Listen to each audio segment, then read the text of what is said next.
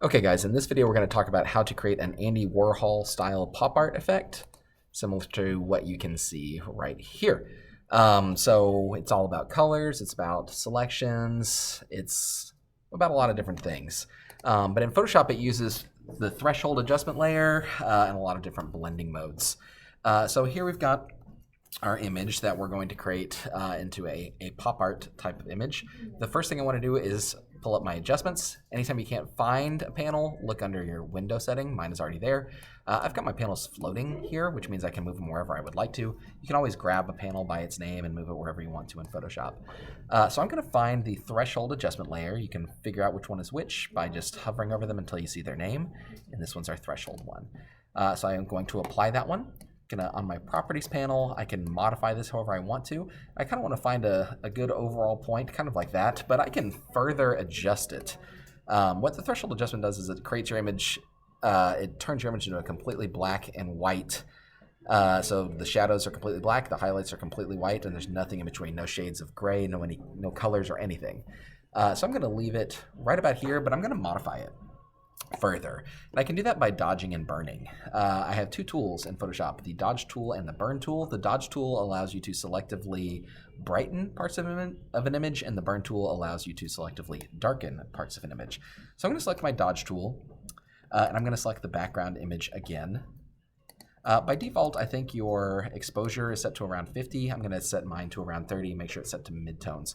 Dodge tool looks like a little lollipop, allows you to brighten parts of an image. So anywhere I want to see more detail, I'm going to dodge. So I'm going to get my brush a little bit larger with my bracket key, and then I'm going to paint to just kind of brighten up different parts of the image. The higher your exposure, the more it will brighten. So I could change this number to be a little higher to brighten more parts of the image, but I'm kind of fine with what we've got going right now. If I wanted to brighten parts of his face, I could just kind of keep painting and it will pull up more brightness onto that part of his face wherever I choose to paint. On the flip side, if I switch to the burn tool, this will allow me to darken parts of my image to bring detail back into it. Its default is also set to 50 for the exposure level. I'm going to knock it down to 40. And anywhere where I want to bring detail back into the image, I'm just going to paint using the burn tool. So over here you can see that we originally couldn't see part of his face. So I'm just going to keep painting over it until we can see that edge of his face again. Now if that's too much, let's get his chin back too. If that's too much, we could go back to the dodge tool and dodge it out to brighten it. I just wanted a kind of a nice crisp clean edge on his face there. It doesn't have to be 100% perfect, but to give our viewer a better understanding of where his face ends, we can burn that back in. That's something. Okay, so to get the color on this, what we're going to use is solid fill layers. Now there's two ways I can get those in Photoshop. I can say layer and then new fill layer in solid color. It always asks you to give a name. You can make a fill layer that way. I can also hit the half black, half white circle at the bottom of my layers panel and just say solid color. That's a little bit faster. Now the colors that you use do not have to be accurate. In fact, they can just be something that you think is kind of fun. We're going to start off with a bright pink for his face. Solid fill layer just fills your entire image with the color that you selected, and that's because of this mask being completely white. If I invert this mask by clicking inside of it and hitting Control-I, the mask goes black, and we no longer see any of that layer on this image. So what I want to do is go to my brush tool, make sure that I'm painting with white, and wherever I paint white now is going to bring pink into this image. Now my brush settings right now, I've got a fairly hard brush. I'm going to make it a little bit larger.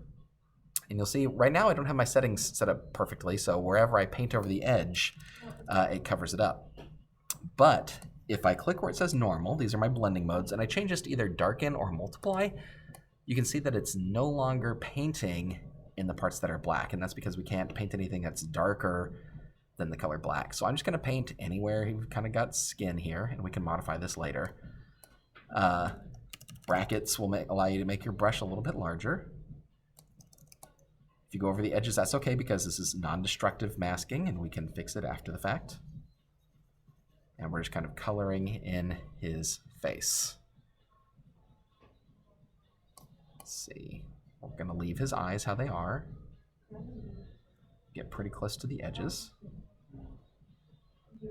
here we go. Now, if I wanted to clean up his ear, I could switch my color back to painting black, and now where I paint black, it's going to get rid of this. That color right there. We have a little spot right there as well. We could also clean up this edge too, if we wanted to. All right, so it's just a matter of repeating that process. Now, if I wanted to do another one for the background, well, let's do one for his hair. Half black, half white circle, say solid color. Choose the color that you would like. This time, let's go with maybe a mint green. Invert your mask by clicking inside of it and hitting Control-I or Command-I, depending on if you're using Mac. And then make sure you've got your brush tool selected and you're painting white. And wherever you paint white, we'll add that color. Now, of course, as you've already noticed, I do also have to change the blending mode back to multiply in order to get the effect that we want. So we'll just do one more. Let's color the background. So we'll do this again, half black, half white circle, solid color. This time we'll go with a blue.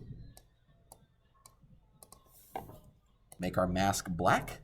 Lots of different ways you can do that. If you didn't want to do it this way, you could just click inside of it and you could just paint the whole thing with black.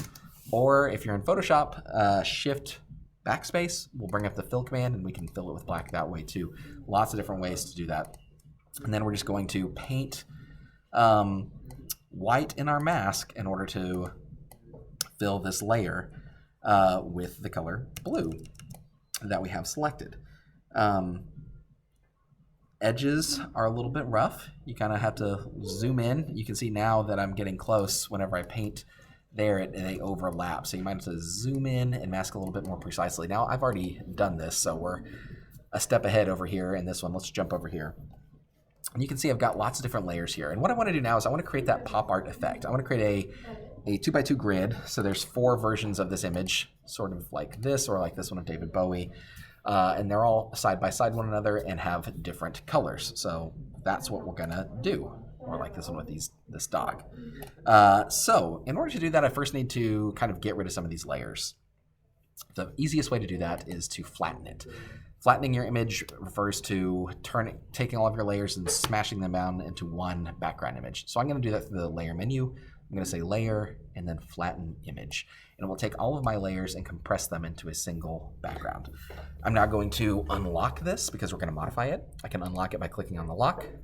The lock disappeared, which means this layer is free to be moved however you want to. And I'm going to increase the canvas size through image canvas size. That will bring up this little window.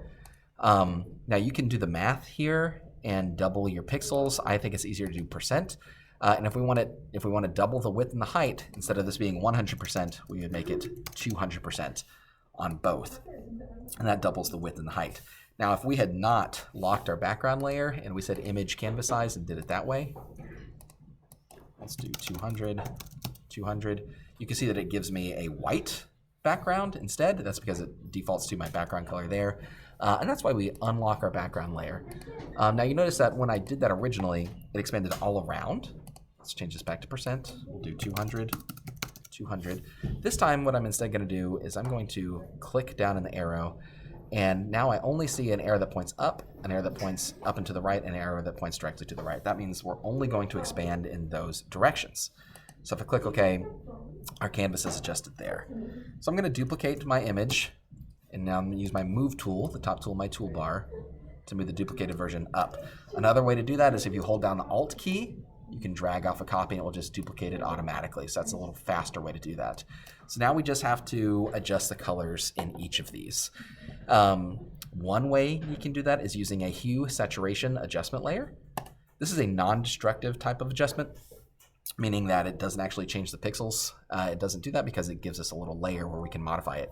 Bad part about this is it kind of clutters up your layers panel. You get an extra layer in there, and it also, unless you change it, modifies all of the layers in there. So if we wanted to change it, we could right click it and say create clipping mask.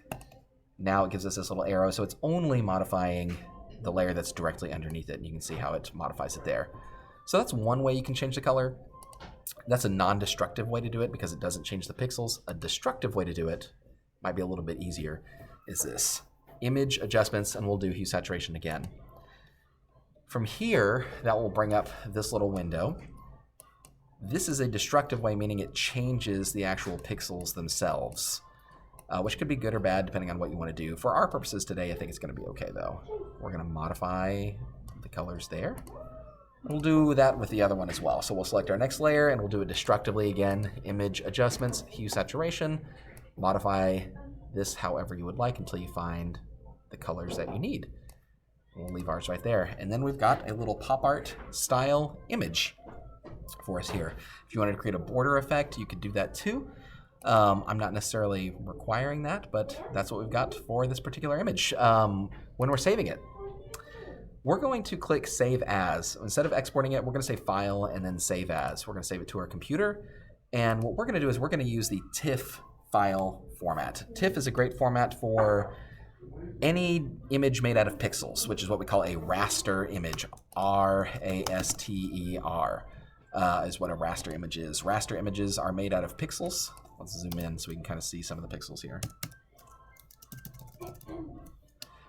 So anytime you have a image made out of pixels that you're going to edit again later, let's see, can we see these pixels now? We're getting closer. It's harder to tell when it's just solid black and white. There's our pixels. TIFF is a good file format for that. So photos, stuff like that are great. So we're going to say File, Save As, save it to our computer.